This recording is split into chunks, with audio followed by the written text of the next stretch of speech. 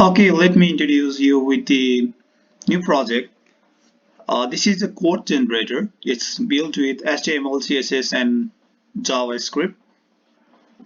The functionality is very painless, or you can say it's effortless. And let me introduce you.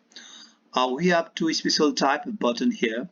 The first one is a new code that generates a different type of codes.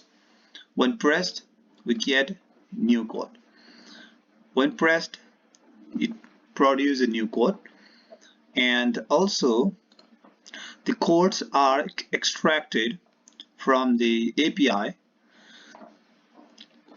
and every time we press this code we generate the new type of codes that's most of them are motivational.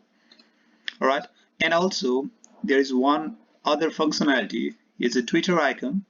If I press this, it will navigate to my Twitter profile and tweets this code.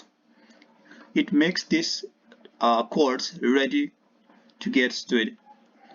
Alright, let's try. Okay, the peace cannot be kept by force, it can only be achieved by understanding. Albert Einstein.